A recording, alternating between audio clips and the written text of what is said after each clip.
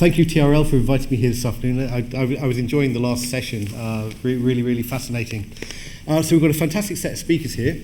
My proposal is we go along, each speaker introduces themselves and gives me just a couple of minutes their view on the topic of transport and health, and then I'm going to open the floor to questions.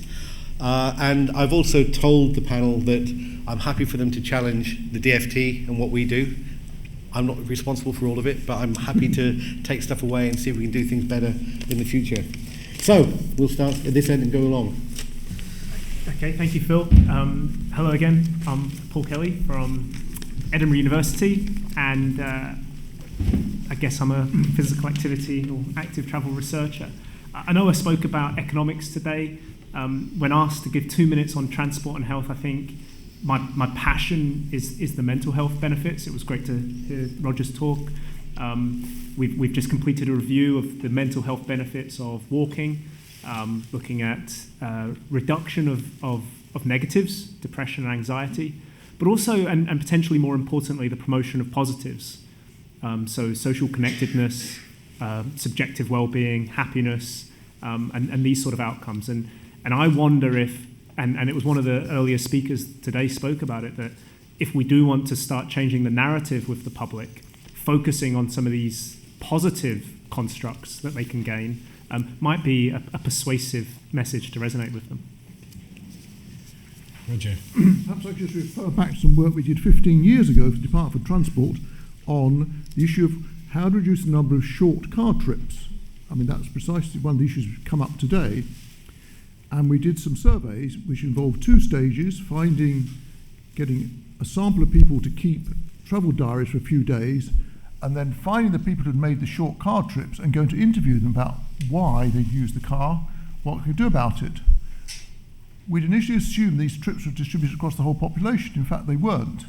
And one particular category was making nearly all of these trips. And it was mothers with young children, particularly young children. And I'm certainly not trying to demonize women here, I assure you. And any of you who've got children or have had children will know that the modern day requires you to do all sorts of things with your children. You take them to ballet, to swimming, after school clubs. The whole culture has grown up in this country from when some of us were young, when we go out and play on our own, play with our friends, just go and do things. You don't do that anymore as a child. You are taken everywhere by car. And a lot of the emphasis tends to be on reducing the use of the car to school. That's not the problem. It's after school. That is when nearly all children's car travel is not to and from school, it's after school. And that's quite a tricky problem to solve, because if that's where the short car trips are, you've got not just the child, but also the parent to accommodate some other way. So I don't know the answer to it, but it's a very tricky one. I think we have to be beware of simplistic solutions to the problem. Thank you. Hello everybody, my name's Andy Cope. I'm the Director of Insight at Sustrans. Sustrans is a walking and cycling charity, we're most famous probably for the National Cycle Network, but we work in a variety of projects that deal with environmental change, community level intervention, and working with individuals to try and influence their travel behaviour choices. I think I'm here today because of work that Sustrans does, a place that we like to refer to as the kind of the policy science interface. And what I mean by that is we do an awful lot of work trying to engage with the academic community to help to try and turn things into policy influencing levers. Now, clearly we're not doing that in isolation. There are innumerable people, organisations, factors involved in that kind of stuff. But I see my role as trying to take the evidence that Sustrans is trying to generate, try and see if we can synthesize it with what we're learning from the research community, and take it on and try and see whether we can find ways to actively influence policy. Some of the theme areas that we've been thinking about recently at Sustrans are obviously around some of the interventions that we've been involved in. So around the Connect 2 project, a big program of interventions. I think our best effort at trying to interface the policy and science thing is a report called Fit for Life, which we produced last year sometime. But also we've got a lot of work going on in areas like air quality. We haven't talked maybe enough about air quality today, arguably. But also the kind of the policy and thinking about what the implications of, say, the Active Travel Act in Wales, the Wellbeing of Future Generations Act is something that we've been thinking about as a Welsh initiative as well. Things like transport poverty, we've touched on that from several different angles. We've been doing bits and bobs of work around that. And just thinking about how we can, how we can encourage people to be making better choices through the use of the evidence and or through the use of, through different mechanisms that maybe use the evidence rather than necessarily presenting them directly with the evidence. Okay, thanks, Andrew. Oh, yeah. I think you'd have sort of gathered what my main interests were from my presentation earlier on, but I think that the overriding thing is the Mayor's transport strategy that was published earlier this year in draft format for consultation.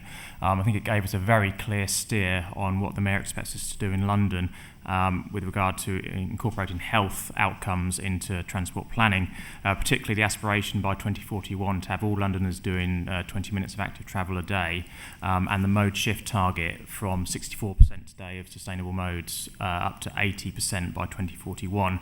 These are really challenging ambitions, and it strikes me that the expertise gathered in this room today is going to be key to helping London and the rest of the country achieve those types of ambitions. Not only for transport planners in working out how new schemes can deliver these outcomes, which transport planners might not traditionally have been trying to achieve before, but also, as I articulated in the presentation, how to sell these to local communities and make sort of local communities realise that the new schemes coming forward are very much focused on health and getting their support and buy into those and making them the best they can be. So basically, I think my main interest is using the expertise in the room today to answer some of those questions. Thank you, and you've been really fed up with my voice now. But I'm wearing a different hat at this table. My background research has been in engineering, so I started my career looking at how people were being injured in cars, and we collected a lot of data that became NCAP, that became Euro NCAP, that became all the regulations that we see in Europe today. And my TRL colleagues are now still working exclusively for the European Commission, putting together the new set of regulations. So we're going to introduce perhaps intelligent speed assistance, autonomous emergency braking, maybe better direct vision for trucks, all of that coming from real-world accident studies. So you understand the trauma, the actual injuries that have been sustained, and you understand then hopefully how to redesign the vehicle to prevent the collision or to make the injuries less likely if the collision occurs. What I think is really interesting in the space I'm working in now is, well, what's going to happen in the future? So we know that things are going to change. We can predict how the pattern of collisions may change because cars may avoid crashes that they're currently having, or the injuries may change. But that data at the moment isn't being shared with the people who go to the scene to diagnose and treat these people. So how do we get better use of that data to share that trauma knowledge and make better predictions? Thank you. Okay, interesting start of sort of interventions to start with. Just to put, there's a lot of discussion there about having the right evidence to make policy decisions on, and I should say, as Chief Scientific Advisor, my job is to make sure that the policy teams have the best science, technology and evidence to make those decisions. And quite often they don't, and quite often they have very little time to gather it because the actual policy making goes a lot faster than the rest of government. So there's also a challenge making sure that we have the evidence, and where there's a dearth of evidence, we have rapid evidence reviews, we get experts in to provide us with things. And one thing I'd like to know at some stage, I'm asking the panel, are there particular evidence gaps in this space, in the health and transport, that really need to be filled in some way to inform future policy making? Open it to the floor. It's Roger. Well, I've got, in my capacity as member of DIPTAC, I've got a lot of issues, but one I would like to raise is that people with disabilities, lots of things are done for them to improve the environment, but it's very rarely done on a rational basis. It's often done because there's some interpretation of the Equality Act which says we ought to do something, so we spend a good many £1 million doing something, but it's not based on a sensible decision-making process because it's just done. And I think there are some good economic reasons why we should do this. I mean, there's a whole population out there with disabilities who could actually, many of whom could work, contribute a lot more if only they could get to places, get to work, and so on. So there's one thing we would like to do a lot more work on is just getting some feel for what the benefits are of improving accessibility. Okay. I mean, there's a whole economic, something we're supposed to be looking at, but we haven't quite got there. So to understand the benefits, including the very wide benefits of getting more people into the economy, and plus the mental health benefits and all these things, there's a lot there we could do, and it would probably save money in the long run, like many of these things. Yeah. And you've argued the same for the older population as well. Absolutely, Something like 60-70% of the wealth in the UK is held by the over 60s or so. Sorry, you millennials, you're going to have a miserable time. Yeah, it was a very, very good point. Anybody else on that? Yeah? I guess one evidence gap that we're now looking to address is the actual impact from schemes that we've delivered on health. So the recent schemes we've delivered, for example, the cycle superhighways, I think we now need to identify what the health benefits of those are to really prove that there are health benefits going forward for future schemes. So the monitoring is key. There is quite a lot of evidence available, and it's making sure it's getting in the right format to the right people. So policymakers across local authorities and transport authorities, making sure that they are aware of this evidence that's coming up, and there's a bit of a movement to make sure that they're equipped with that. But then also local people as well, making sure that they have the right evidence when there's a local consultation that takes place. Some of the sort of stuff I was talking about earlier about the experience in Waltham Forest is that misinformation and misuse of evidence can be detrimental to the scheme's prospects of proceeding. So actually making sure local people have the full evidence base, the pros and the cons to help schemes go forward.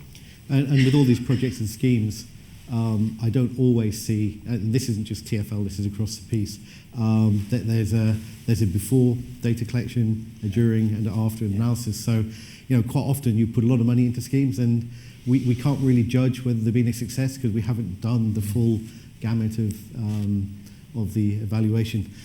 I'm going to open the floor to questions now. We've got some people with mics at the back. We'll go here, here, and then here.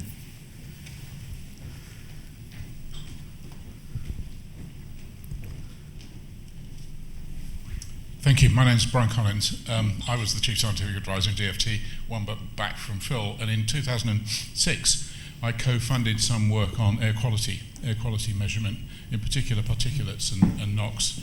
And two things came out of that. One was the local spikes that you get at traffic junctions from badly maintained diesel engines, which most of us experience, but actually getting some science behind it was good. And the other was to differentiate between vehicle emissions and aircraft emissions around Heathrow, where we did decent signature analysis, which showed actually most of the pollution comes from ground vehicles, not from the aircraft, because you can distinguish between kerosene and gasoline fairly easily.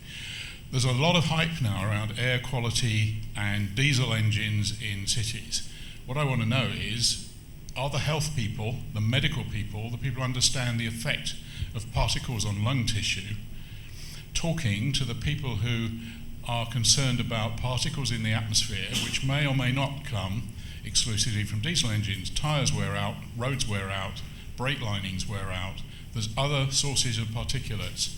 So what's the chemistry and the biochemistry and the impact on lung tissue before we go and savage probably what is a $10 trillion industry around the planet in automotive? So that's not to say we don't need to reduce all of those things, we do, but I'd just like to know what the evidence base is before we go full blast into taking diesels out of cities, because I'm not sure the evidence base is as robust as it ought to be for a scale of impact on industries of quite that scale. It's not just the industry, of course, it's the employment that comes in those industries. Anybody want to take that one up? I don't know the finer details of the physiology of how these things impact on the body. I can't give you the evidence based on that, but I would kind of add to what you're talking about in terms of what we also don't know, which may be another gap, is where emissions issues in terms of air quality sit alongside emissions issues in terms of carbon emissions. We've tried to take a look at a little bit of the evidence around some of these areas. I've published a blog on it fairly recently to do with how on earth we can try and manage air quality issues, whether we should be doing. I'm less concerned about the impact on industry. I'm more concerned about actually trying to. We need a solution that deals more in traffic restraint. I think we need fewer cars around more generally. That's not the question you asked, though, so I'll hand over to somebody else who might know the territory a little bit better. Do you mind if I come in? Is that okay, Phil? Okay. Please do.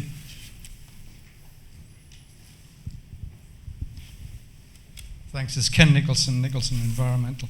The question, I think, was about NOx and particulates coming from diesel motors. I think the main concern at the moment is NOx, which is not a particulate, it's a gas. In terms of the particulates, where they're deposited in the lung depends on the particle size. The combustion aerosols are quite small, and they tend to go further down, whereas the larger ones tend to get knocked out in the nose and the throat and things. The impact on the back of the throat. From the source of the particles, there are traces you can use in the oil to find out where the particles are coming from. So you can look for traces within the diesel fuel. And there are also traces you can use to find out where particles are coming from the road surface or from tyres. In terms of particle size, usually the resuspended material, which is particles from the road and the tyres, tends to be larger.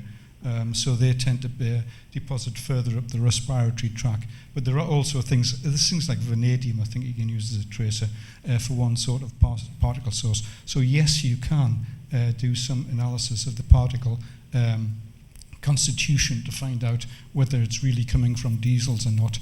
And if you do a cross-link that with the NOx's, you should be able to give some evidence of whether this is really a diesel problem or not.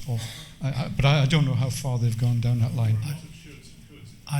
Indeed, it's a complex problem. I'm going to hand over to Marcus in a moment at the back of the room, but if I may, exactly in the cuds and shoulds. So there's fairly compelling evidence now in terms of the health disbenefits. We all buy into, especially the 2.5 and lower, and if you look at the brake lining that can come in there, you're right, about 50% of the particulates are from tyres and brakes and the other from engine roughly.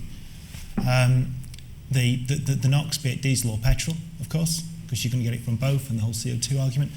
The numbers stack up against diesels, I'm afraid. Diesels are not good for us, and the pollutants that come out of those tailpipes aren't good. As we move towards solutions that are going to be more sustainable and better, and if that's done over a sensible lifespan for the industry and for us, if I own a diesel car, I don't want you to devalue it overnight, thank you very much, that becomes a sensible policy. I think if we have knee-jerk reactions that can upset pricing, we can get unintended consequences because industry can react in different ways and. I mean, just to say, looking at the evidence, it took up a lot of my time a year or so ago. The medical evidence on the impacts of PM 2.5 and PM10, the particles of different sizes, is fairly clear now, quite compelling. The actual impact of NO2, which is the most significant of the nitrous oxides that impact on health, the error bars on it are so wide. It's really actually very, very hard to give a clear statement, but it clearly has an impact. And COMIAP, the committee looking at medical effects of air pollution, have come up with numbers, and we're still trying to judge whether we're in the right ballpark figure, but it's a real challenge. What I would say is testing diesels and looking at evidence from around the world, the difference between what the vehicles do under a test regime and what they actually do in real life is astonishingly significant. We're talking about 20, 40, 50 times difference in some cases, which is really significant. And it impacts on modelling, because we make certain assumptions about how cars emissions are modelled, and sometimes they're right, sometimes they're not so right. It's just my last point on this, that the law is now changing, though, so we're going to real-time driving emission tests. Yeah. So we're moving towards now getting away from that difference in the lab and on the road. The real-world driving, the on-road driving test should make some difference, but the concern is there'll always be some level of gamification because they know what they're aiming to meet. To discuss, definitely, but it will be much, much harder when you're measuring on the road, because you can spot check. Yeah. And that's coming down from your worst case 40 times to I think 1.7 or something like that is the current allowed limit over. But anything we can do to reduce vehicle emissions, particularly in urban areas, particularly where there's big significant plumes of it, we should do. And hopefully the clean air zones may make a difference when they're put in, and there will be measurement before, during, to actually quantify whether it does make a difference. I had a second question here. Thank you very much. Peter Walsh here from WSP. I'm going to make a HI statement and also an air quality question. In terms of monitoring and evaluation, yes, I agree. There's very little monitoring and evaluation of large-scale schemes. And one of the essential health impact assessment steps is monitoring and evaluation. But by the time the scheme's up and running, everyone's moved on. So that's an essential part of at least the assessing the health impacts and learning from previous schemes. In terms of air quality, I'm an air quality specialist. Both King's and Imperial are looking at the health impacts of heavy metals and other components of car tyre wear, and there's been some statements from King's on that. The technology to assess nitrogen dioxide, and diesel engines primarily emit nitrogen dioxide. It's not so much a NOx issue; it's a nitrogen dioxide emission. Technology to detect them over very short periods is emerging, and I think we're going to realise that appear to assess the health impacts of short-term exposures to high concentrations of nitrogen dioxide in city centres. And it will begin to have an impact on urban transport design, particularly putting cycle pathways immediately next to very busy roads.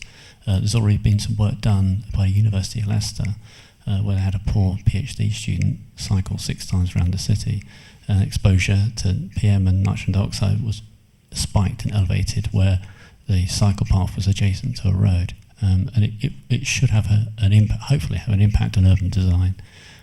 So that that's yet to emerge, but it's the technology that's allowing us to assess that.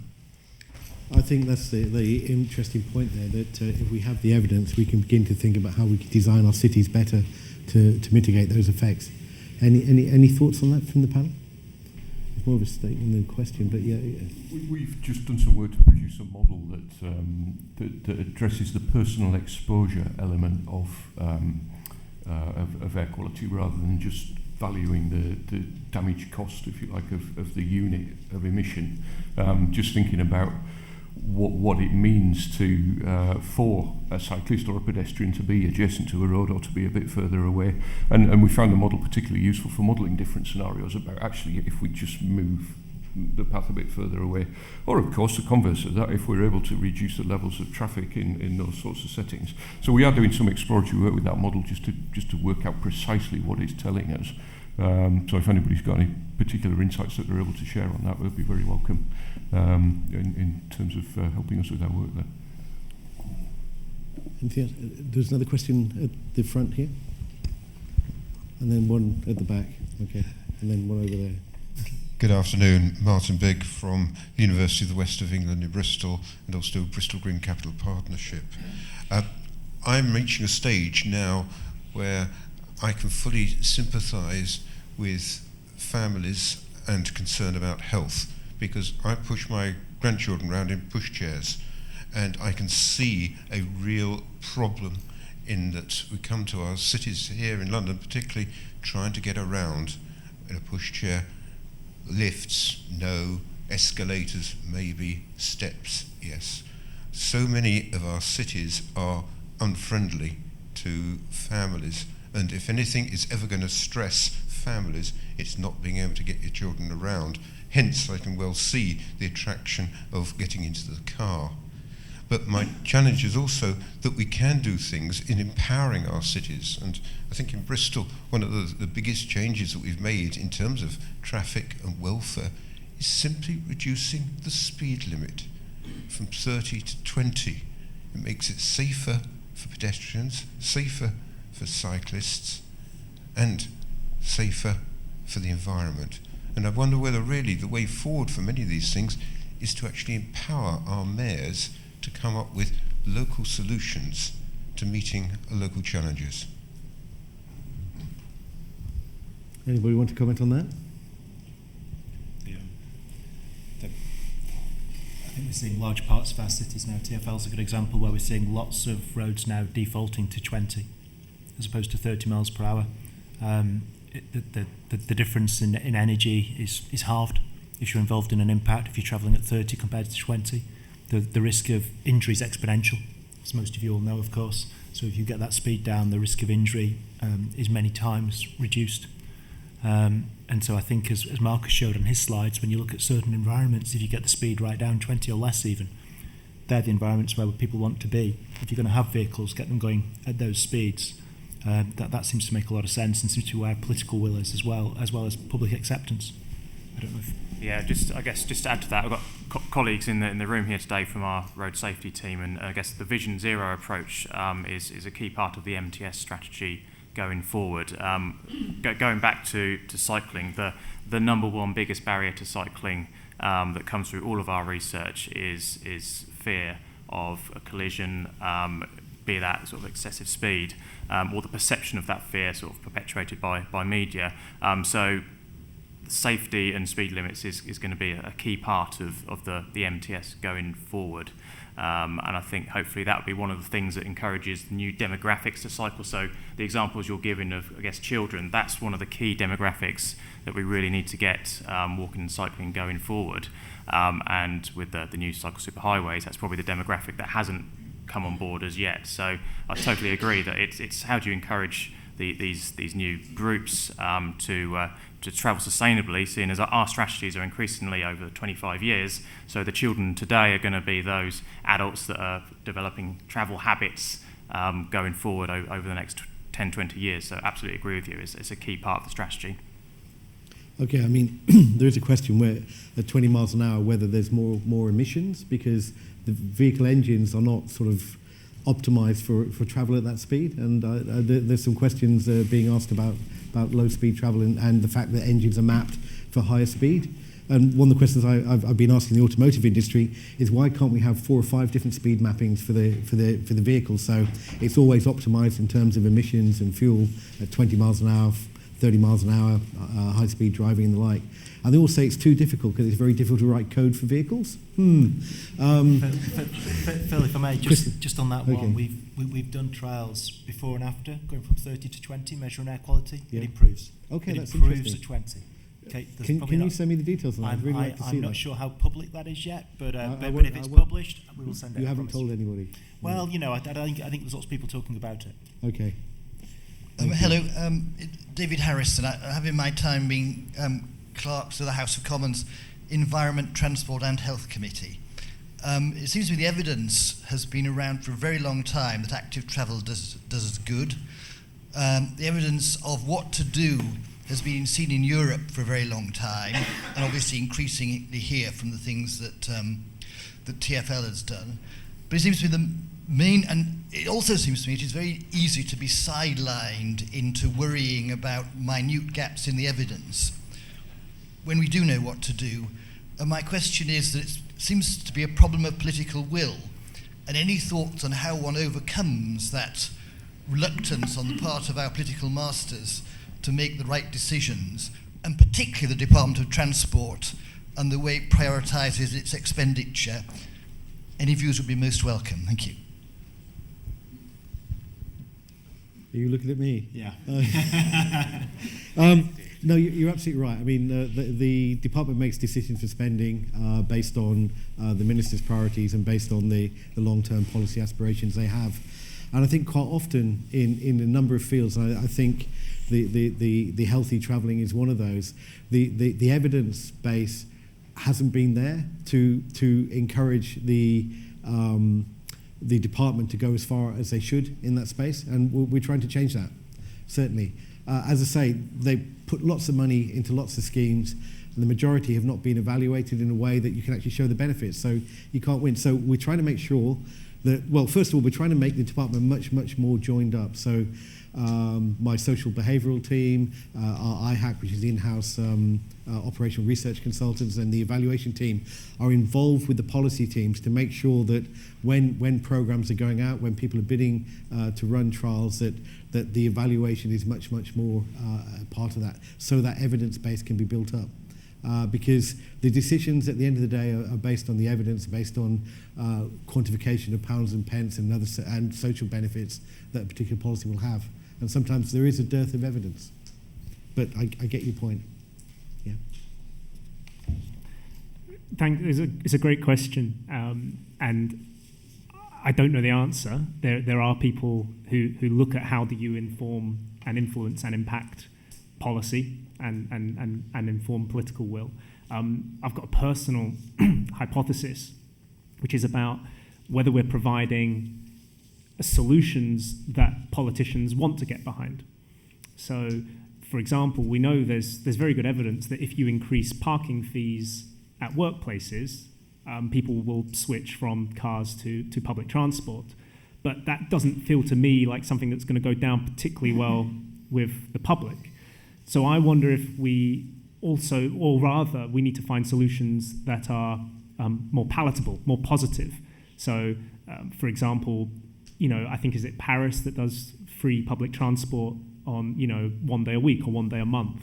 So, policies that and interventions that have the same goal but are sold as positives that would be popular with the public, and therefore something that politicians could put their names on.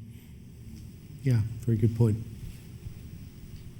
Right, we had a question here. No. Then we'll work down the two here and then go over there. I mean, the politicians have a difficult job because they often know what is the right solution, but they have to consider and balance that against how it impacts on others, how it impacts on the economy, how it impacts on bits of society, and does it fit in with the general genre of their particular policies. They all want to do the right thing. They quite often are constrained. And I think quite often what is taken up to them is not the best innovation that could be done. It's kind of watered down before it gets to them. And I think they get frustrated at times not being given the whole sort of landscape of options that could be available to them, because quite a lot of them are much more up for a bit of innovation than we give them credit for. And I guess that's what the department's there to stop sometimes. Hi. Kit Mitchell, formerly TRL. Another topic area where arguably there is a lack of evidence is the effectiveness of travel planning on getting people to use sustainable modes. There is actually quite a lot of evidence that travel planning, if done properly, can be very effective.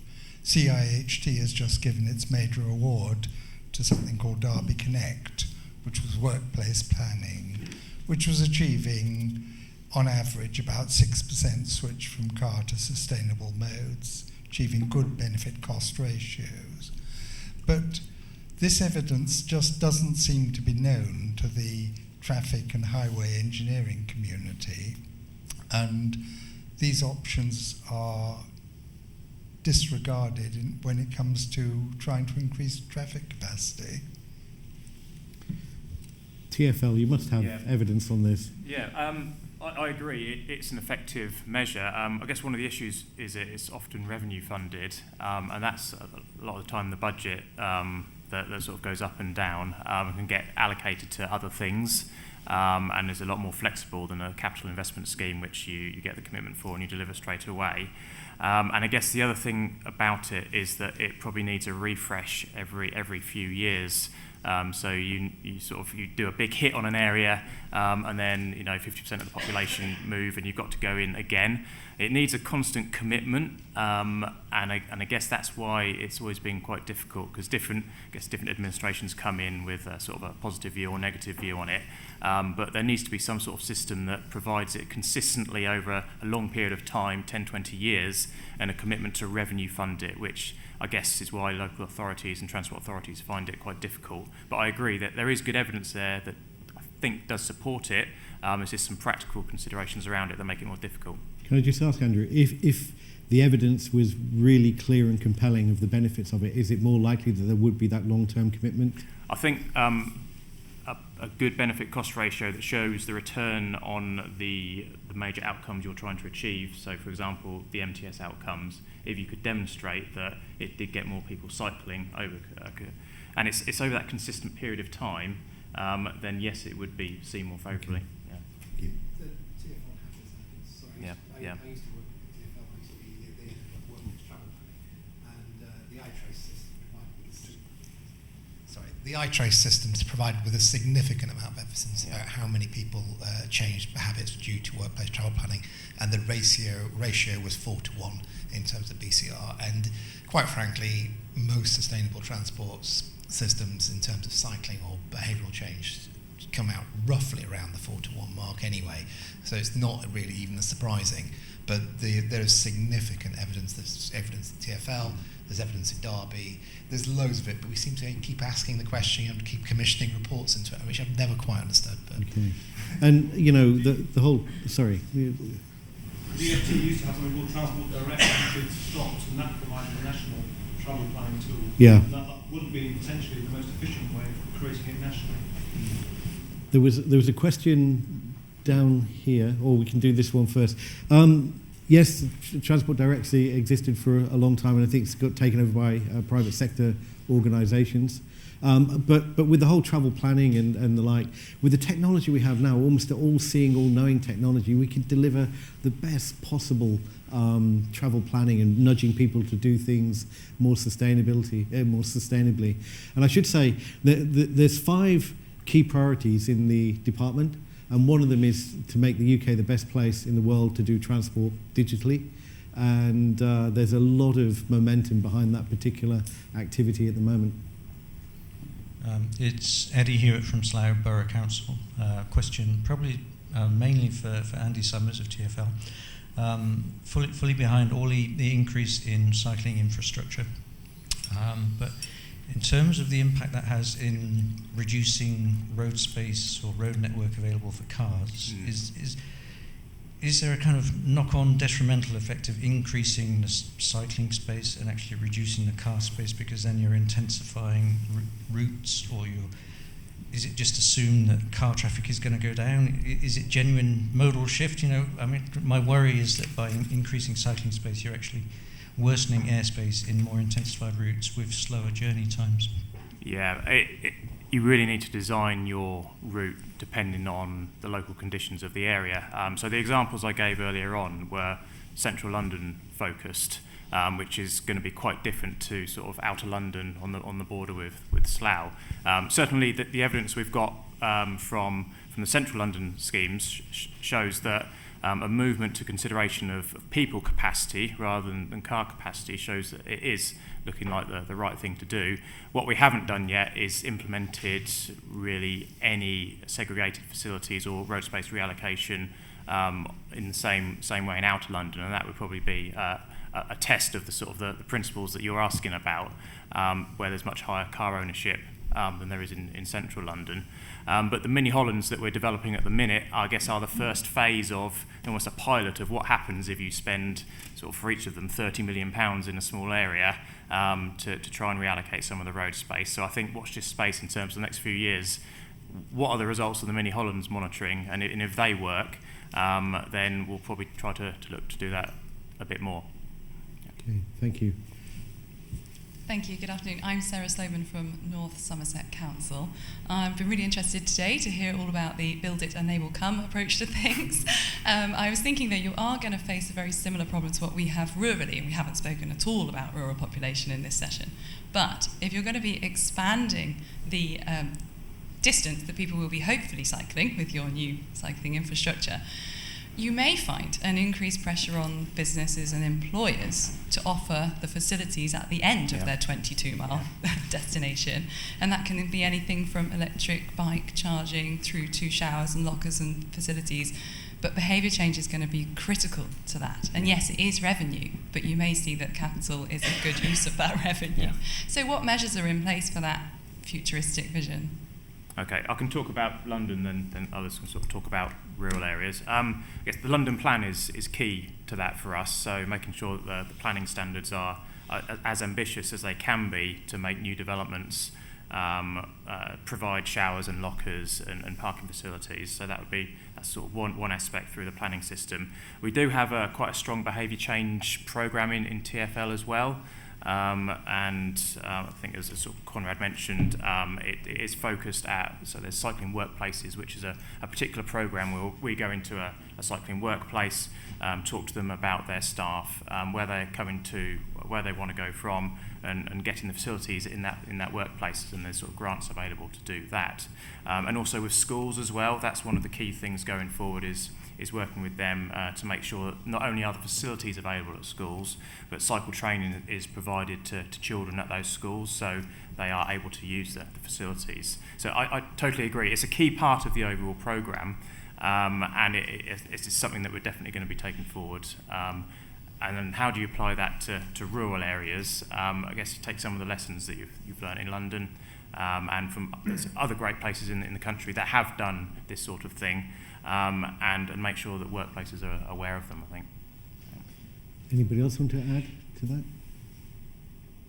No? You? Yes? No? I can't tell why you're smiling. Yes, you're smiling. No, never mind. Okay. I mean, I was over in Copenhagen a couple of weeks ago, and they had almost a 30-year plan to design cars a little bit out of the centre of the city, so they've got significant uptake of bikes. And they're now designing the second ring, this sort of long-distance biking coming into the city now. And it's a real exemplar of how they've actually changed the mindset over there. So even in January, something like 60% of people travel to work by bikes, even in the snow. You know, they know that the roads are going to be open, and they know they're going to get the services they need, and they've got all the facilities at the end point when they get to work or college, etc. It's a place we can really learn a lot from, I think. Good exemplar. Okay. 2 more questions, and then after that, can we make them short? I'm going to take the privilege of asking a very quick question to all of the panel before we finish. Hi there, Kate Carpenter from Jacobs. It's clear that active travel is a magic drug for mental health, for physical health, for massive financial return and benefits, as well as sort of quality of life. And yet we're engaged in the biggest road building programme in my 30 years in the industry. So there seems to sort of be a bit of a contradiction that we know the economic benefits of active travel are much bigger than spending them on new roads. And obviously I've got cognitive dissonance because we're involved in a road building programme ourselves. Is there a bit of the operation was successful but the patient died about this, that we're giving people what they want? Because if you ask people, would you like new roads, they say yes please. But if you ask the people, do they feel healthier and happier if they spend lots of time commuting, which is what lots of new roads enables them to do, they say no. I like Andy Summers' idea of sort of giving people, politicians particularly, locally and nationally, a hierarchy of what people are actually motivated by and what actually makes them happy, linked to what actually gives economic benefit. Is that the answer, that actually present people with the facts rather than what they think is a question? Yeah. Just to be unhelpful? Do you want the second question before you answer the vote? Why not? Why not? Justin Ward from CIHT. Just wondering whether we're getting our modelling, forecasting right. Are we, as Kate just illustrated, that we're predicting growth in car travel, therefore we will build more roads, or is round about the question, the precautionary principle, are we adopting the right definition of that? Because for housing developments, often it's the precautionary principle that you would plan for the worst case scenario of car use, as opposed to the precautionary principle applied to health economics. So are we defining that correctly? Okay, who wants to start? I'll start. I think it's a fantastic question. If you look at the predictions in freight, and the increases that we're likely to see in freight on rail and on road are quite phenomenal, and that's from multiple sources. So there's a lot of evidence that we're going to need more transport of goods if we want to keep growing the economy. It seems, that's the economics. That's where we are. But just by building more roads doesn't mean that we have to keep filling them. That's kind of the point, I think. And if we're going to go to different mobility services, we're going to car share more, we're going to use more active travel. It might be that we're getting goods delivered to us by more efficient electric vehicles on these new roads because of online shopping and autonomous vehicle technologies or platooning trucks. I don't think we know. It's kind of one of those what you don't know. I think one of the problems we have at the moment is we're basing the solutions on what our problems are today. Our problems tomorrow are going to be different because we're going to have a different population and different vehicles and different sort of pools in our time. So I think that's where the problem is. I'm not anti the building the roads per se. It's just, are we building the right roads in the right places for the right vehicles? I think, when you look at new technology around now, we know transport's going to be different. We're on the cusp of seeing automation, electromobility, changes in demographics and changes in how transport's delivered through the circular economy and through new business models. I keep on getting asked, what does that mean? Will automation mean there's going to be more vehicles on the road, less vehicles on the road? Is automation going to be a solution for really helping older people and people who need support with accessibility to have more mobility? It's a really complicated situation at the moment to actually understand where we will be in 5 or 10 years' time. And that's a real challenge. And the other point I was going to say, you talked about the happiness, getting people to find out what they really want. I mentioned Copenhagen. Danish people are rated the happiest in the world. Maybe there's a correlation there. Anybody want to comment on all of that? Well, I think one of the issues is when economic evaluation has been used for transport schemes for 50 years or so, and it's been tweaked, but still much the same. We're still trying to essentially, maximise the economic benefits. If we were trying to maximise the quality of life, social welfare, there'd be a huge shift in the way we did things. And I think as long as we stick to the current framework for economic evaluation, not a great deal is going to change, I don't think. And the priorities will stay much the same. I think that's a very important message. That's a very good point. I mentioned the Wellbeing of Future Generations Act in Wales in my preface piece, I suppose, and I had a very interesting conversation with people working in the Wellbeing Commissioner's office in Wales this week about whether we could find a way to build wellbeing with particular reference to wellbeing of future generations into WellTag, the Welsh equivalent of WebTag and Transport Appraisal Guidance. I'm not sure how we do that, but again, if anybody's got any suggestions, we're very interested to hear from you. Because at the end of the day, transport should be for the users. It should be making a difference to the users. So that is a very important point. Okay. I'm going to take the privilege now of just asking one last question. It's a bit left of field, but if you were all the demigods of transport and you have complete opportunity to do what you want, what do you think is the mobility innovation that you would encourage and create that would have the biggest impact and positive impact on public health? We'll start at the other end, give you a chance to think. Have I to start? Is that what you're saying? Yeah. Oh, crikey. I think it's only fair. No, it is. You're absolutely right. It's interesting, isn't it, when we look at this, is it because everything we talk about, it's the architecture of our streets, it's the society, and it's the technology. I don't think there is one. I think that if we want one thing that's going to make me change my behaviour, you're probably going to have to reward me rather than punish me. So if you want me to do more active travel as part of society, that's got to be something that's relatively easy for me to do. And at the moment, I argue that with some exceptions, some great exceptions we've heard about today, but across the country, if you go to the north of the country, where I would go to see my parents, it's pretty tough to catch a bus. It's quite hard to cycle, actually. How do we make it attractive for me to want to do those, or able and feel I can do those alternative modes of transport? Otherwise, I'm going to stay in my car. Okay, so it's a positive thing. It's a reward rather than a punishment. So it's the carrot rather than the stick. Okay, Andrew. Yeah, I guess starting with what I would want to achieve in that situation is basically the 20 minutes of active travel a day for everyone in London. That's basically what I want to get to. Who do you need to get to that point? Well, as I said earlier, I think currently you've kind of got the male 20 to 50 population sorted. I think you need to target children, women and older people in terms of the current stats of those not undertaking active travel. How do you do that? You have to address the specific barriers that those people face.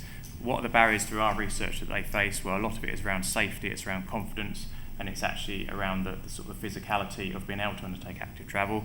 So it's the toolkit of measures that you need to address those specific barriers for those demographics, and that's continuing things such as segregation, lower speed limits, removing the barriers, making it safer. So not one thing, but I think a process you need to follow to think about it, and then that gives you a toolkit. And they're all, each one's a marginal gain. So you put all these marginal gains together and you get something better. Because there is no magic bullet at the end of the day. Andy? That was a really good answer. I don't know how to follow that really. But I suppose the slightly sappish answer would be we don't need that much from mobility innovation. We pretty much know what the solutions are to a greater or lesser extent. We know that active travel is a good thing to do at many levels. Okay, there are barriers, and we talked about the toolkit to address that. Well, I suppose what I'd really like to be thinking about, though, is we talked an awful lot about what the evidence in support of this, that, and the other are today. There's something about evidence thresholds that is completely disproportionate for the kind of the active travel interventions relative to, for example, say, the roads investment strategy, for which there isn't no evidence base as far as I can tell. So it's getting a better balance on the mechanisms for decision making, I think. Okay, Roger.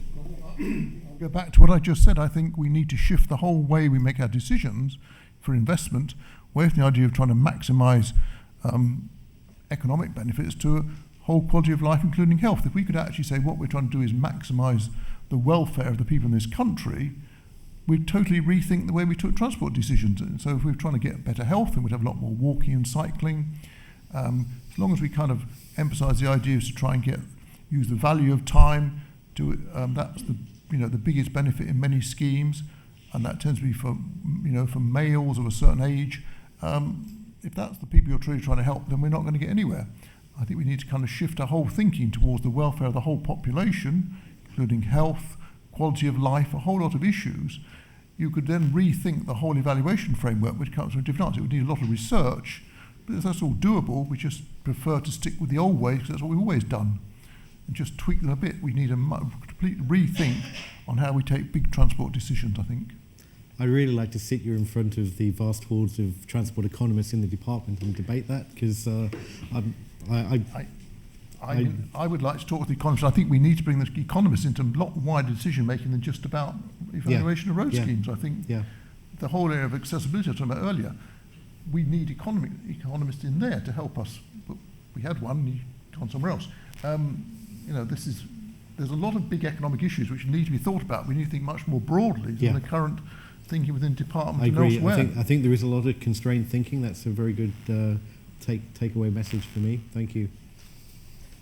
Paul. Thanks, Phil. Silver bullet answer. I like the idea of free public transport. If I'm sitting at home and I own a car, it's free to go driving, sort of, but I have to pay money to use public transport, and I like the idea of it being a public good, and I think that would lower a lot of barriers to entry. But the kind of more pragmatic answer is tying together what Andrew and Andy said, is that there isn't, of course, a silver bullet, and the evidence thresholds are kind of misunderstood, and that actually we shouldn't be asking the question, will this change active travel? Will this fix the problem? It's will it contribute to the solution? And that narrative's sort of coming in physical activity and health now. We know that nothing will fix obesity. The question needs to be, will it contribute? And I think when it comes to active travel and transport solutions, we should start thinking in the same way. Okay. Thank you. I think there's some fascinating statements there. Really, really interesting, opening up the field. And also, thanks to the audience, some really, really interesting and insightful questions and contributions from the audience. I've really enjoyed listening to that. There's some real challenges there. There's some things for me to take back to the department. I'd just like to thank Paul, Roger, Andy, Andrew, and Richard for their contributions. And then I think Richard's going to do a finish-off session and hand out party bags or something, I think. Yeah? Right, so thank you.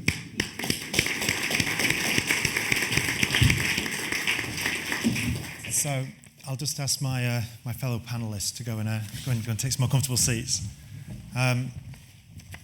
We've overrun. For those of you who know me now will be absolutely shocked to know that I've been talking too much. I think in terms of a roundup or closing remarks, I'm going to be very, very brief. I started at about 1:30 this afternoon, and we were talking about how we're going to go to a different mobility solutions, how perhaps we're not going to own cars in the future. That whole way that we use mobility is going to change, and I think we were touching on the panel there, and the way that vehicles are powered, we're going to go to electric powertrains. All of this is going to change in quite short timescales, perhaps over 10 years. So we know that's going to happen. It's not just me saying that, that's a whole range of international experts that are coming to an agreement about this, and there's trillions of dollars being invested in those technologies. So if you want to go make some money now, the biggest high-risk sort of investments are now going into transport. That's where the big investments are going. Completely unheard of 5 years ago. You would not have invested money in transport in those sorts of ways. So given we are here and we know that investment's going on, this is the time to think about the active travel and the health and mobility, because we're going to influence it now. Because if we leave it 3 or 4 years, it will be there. And it will be like when the internal combustion engine came, 10 years there was horses and carts. 10 years later we filled the roads with cars. We could do the same again and not necessarily get all the benefits we want from these new technologies and these new ways of thinking and the new roads we're going to build and so on, the new railway lines. So I think from my message to you, I guess, is that the more I think about this and listen to you all, I think the time is now. We need to make actions and do the research now, because if we don't, it's going to be very difficult to make the step changes we might need to make. So they were my very personal opinion on today and listening to you all.